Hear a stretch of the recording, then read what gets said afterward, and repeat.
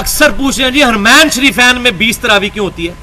اگلے دن ایک دیوبند کے مفتی کا مجھے فون آیا کہ جی حرمین شریفین میں 20 رکعت تراوی ہوتی ہے قیام اللیل رمضان میں، تو پھر اجماع ہو گیا اس پہ۔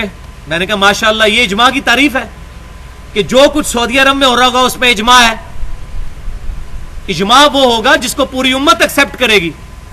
سعودی عرب میں ہونا، حرمین میں ہونا کوئی دلیل نہیں ہے اس بات کی۔ تو یہ میری پوری گفتگو قرآن و سنت سے دلائل پہ تھی کہ 11 رکعت ہے، نبی صلی اللہ علیہ وسلم سے ثابت۔ اس کے بعد یہ ہمارا پہلا جواب ہے جو یہ کہتے ہیں حرمین شریفین میں 20 رکعت ہوتی ہے، وہاں بے شک 40 ہوں۔ ہمارے لیے حجت کتاب اللہ اور سنت اور صحابہ کا اجماع ہے۔ یہ تو تھا اصولی جواب۔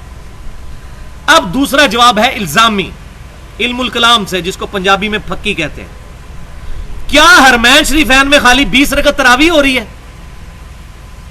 اگر اس کا مطلب اجماع ہے تو حرمین شریفین میں رکوع میں جاتے وقت اور رکوع سے اٹھتے وقت رفع الیدین کیا جاتا ہے، پوری دنیا کے حنفی نہیں کرتے، تو اس پہ بھی اجماع تصور کریں۔ حرمین شریفین میں آمین اونچی آواز سے ہوتی ہے اور گونج اٹھتی ہے مسجد پوری، اس پہ بھی اجماع ہو گیا، یہاں بھی حنفی شروع کروائے ہمارے بریلوی اور دیوبندی بھائی۔ حرمین شریفین کے اندر اقامت اکیری کہی جاتی ہے، جو سنت ہے، صحیح بخاری اور مسلم سے ثابت ہے کہ آپ صلی اللہ علیہ وسلم اذان کے جواب، اذان کے کلمات 2 دفعہ اور اقامت کے 1 دفعہ تعلیم فرماتے تھے سوائے قد قامت الصلاۃ کے، تو پھر اکیری اقامت پہ بھی اجماع ہو گیا۔ حرمین شریفین میں فرض نماز کے بعد اجتماعی دعا کوئی نہیں ہوتی، امام کعبہ بیٹھ کے اور امام مسجد نبوی بیٹھ کے اپنے اذکار کرتے ہیں، کوئی اجتماعی دعا نہیں ہوتی، تو لہٰذا یہ بھی نہ یہاں کریں، اس پہ بھی اجماع ہو گیا۔ تو یہ تو نہیں میٹھا میٹھا ہاپ ہاپ تے کوڑا کوڑا تھو تھو، ایک اصول رکھیں۔ ہم الحمدللہ کتاب و سنت اجماع کے ماننے والے ہیں، چاہے حرمین شریفین میں ہوتا ہو یا نہ ہوتا ہو۔ حرمین شریفین میں جنازے میں ایک طرف سلام پھیرا جاتا ہے اور یہی صحیح سنت سے ثابت ہے، یا ہمارے حنفی بھائی اور بعض اہل حدیث بھائی بھی 2 طرف پھیلتے ہیں، یہ ضعیف سنت سے ثابت ہے، صحیح سنت سے نہیں ثابت ہے۔ اور بلکہ وہ جو حدیث ابراہیم نخعی سے ثابت ہے، وہ ان کا قول ہے، وہ یہ کہتے ہیں ابراہیم نخعی رحمۃ اللہ علیہ جہاں سے یہ لیتے ہیں سجدہ صحو کا طریقہ، وہ بھی ثابت ہے کہ ایک طرف سلام پھیر کے پھر 2 سجدے کر کے اتحیات پڑھ کے سلام پھیرنا، اسی میں ہے کہ سجدہ صحو میں بھی ایک سلام ہے اور جنازے میں بھی ایک سلام ہے۔ آدھی روایت لے لیتے آدھی چھوڑ دیتے ہیں، علماء یہود کا کردار ہے، افتؤمنون ببعض الکتاب وتکفرون ببعض، کتاب کے کچھ حصے کو مان لیتے ہو، کچھ کو چھوڑ دیتے ہو۔ ان سے پوچھیں یہ سجدہ صحو کا طریقہ کہاں لکھا ہوا ہے؟ اس کے ساتھ ہی لکھا ہے جنازے میں بھی ایک سلام ہے۔ تو حرمین شریفین میں ہر نماز کے بعد جنازے اٹھتے ہیں، 8 10 جنازوں کا وہ پڑھایا جا رہا ہوتا ہے، ایک طرف سلام پھیرا جاتا ہے، تو حرمین شریفین کا مسئلہ نہیں ہے۔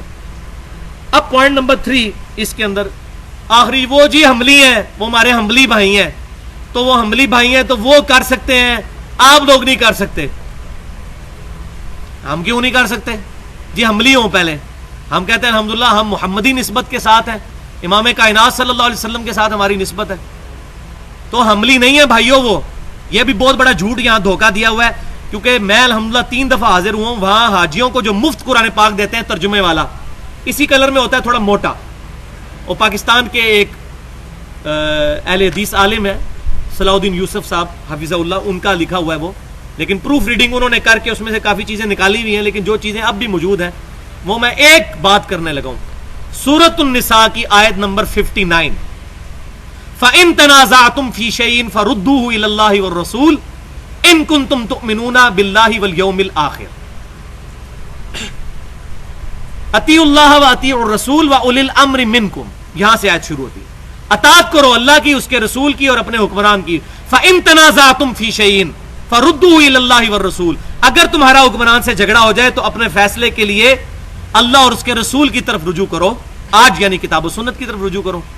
اگر تم اللہ پر اور آخرت پر ایمان رکھتے ہو تو فیصلہ اللہ رسول سے کرواؤ صلی اللہ علیہ وسلم۔ اس پہ ہی میری پوری گفتگو ہے 25 منٹ کی، مسئلہ تقلید اور پہلے 300 سال کے مسلمان اہل سنت پاک .com پر تقلید پہ موٹی موٹی کتابیں ایک طرف ہیں اور وہ 25 منٹ کی گفتگو ایک طرف، کہ نہ ہم مقلد ہیں نہ غیر مقلد ہیں، ہم متبع سنت ہیں۔ قل ان کنتم تحبون اللہ فاتبعونی یحببکم اللہ۔ اس آیت کی شرح میں سعودی عرب سے جو قرآن چھپ رہا ہے، جو حاجیوں کو مفت دیتے ہیں، اس میں انہوں نے اس کی شرح میں لکھا ہوا ہے کہ جو آج کے لوگ ہیں انہوں نے اللہ اور اس کے رسول کے ساتھ تیسرے ایک اپنے امام کی تقلید کو اس کی اطاعت کو بھی واجب قرار دے دیا ہے، جس کے واجب ہونے کا کوئی ثبوت کتاب و سنت میں موجود نہیں، بلکہ اس اماموں کی تقلید نے اور اس اندھی پیروی نے امت میں وہ رکھنا ڈال دیا ہے کہ امت کے اتفاق ہونے کا اب سوال ہی پیدا نہیں ہوتا، صرف اس تیسری اطاعت کو واجب قرار دینے کی وجہ سے۔ انہوں نے تو اس کو حرام لکھا ہے، تو اگر وہ عملی ہوتے تو یہ کہتے کہ اماموں کی تقلید یا اطاعت کرنا یہ حرام ہے، خود اپنے پر حرام کا فتویٰ لگا رہے ہوتے۔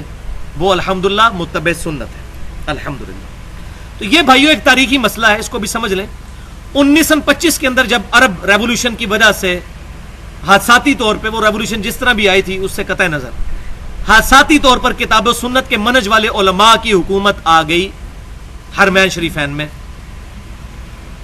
وہاں پر انہوں نے پہلے سال 11 رکعت سنت کے مطابق شروع کروائے، لیکن ظاہر ہے کہ 700-800 سال تک وہاں پہ صوفیوں کی حکومت رہی تھی، حنفیوں کی، سلطنت عثمانیہ کی، جنہوں نے وہاں وہ مزار بھی بنائے تھے، جس میں میری پوری گفتگو بھی موجود ہے، ولادت مصطفیٰ صلی اللہ علیہ وسلم کے نام سے 2 گھنٹے پہ نبی صلی اللہ علیہ وسلم کی انہوں نے مخالفت کی، وہ مزار بھی انہوں نے توڑے علماء عرب نے۔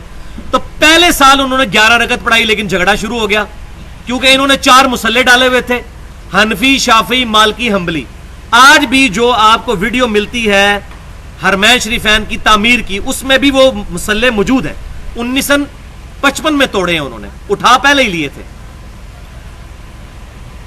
حنفی مسئلہ جو وہ مصلہ، یہ مطلب خانہ کعبہ شریف پاکستان کی طرف سے دیکھیں ایسے، یہاں پر حنفی تھا، یہاں پر شافعی، یہاں پر جو ہے وہ مالکی، اور یہاں پر حنبلی، یہ 4 مصلے تھے، اور مقام ابراہیم پہ کوئی مصلہ نہیں تھا، جو قرآن میں حکم ہے وَاتَّخِذُوا مِن مَقَامِ إِبْرَاهِيمَ مُصَلًّى۔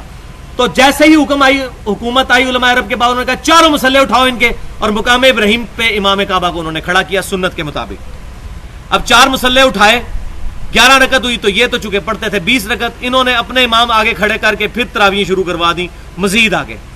تو پھر علماء عرب نے، حکومت نے مشورہ کیا کہ یہ ہم نے مصلے اٹھائے تھے، پھر انہوں نے مصلے ڈال دیے ادھر اپنی تراویح لادہ سے، تو انہوں نے کہا چلو اس طرح کرتے ہیں، 2 امام مقرر کر دیتے ہیں، کیونکہ 10 رکعت اور 7 وتر سنت ہے، تو ایک امام 10 رکعت پڑھا کے چلا جائے، دوسرا امام آ کر 10 رکعت پڑھائے، تاکہ یہاں پر وہ سنت سے ایکسیڈ بھی نہ کریں، اور جو لوگ جن کو لادہ امامت کا شوق ہے مسلے سنبھالنے کا، ان کے لیے بھی ایک تدارک ہو جائے۔ یہ انہوں نے حکمت عملی اڈاپٹ کی، یہ ان کی اپنی حکمت عملی تھی، میرے نزدیک یہ بھی ٹھیک نہیں ہے، ان کو سنت قائم کرنی چاہیے تھی۔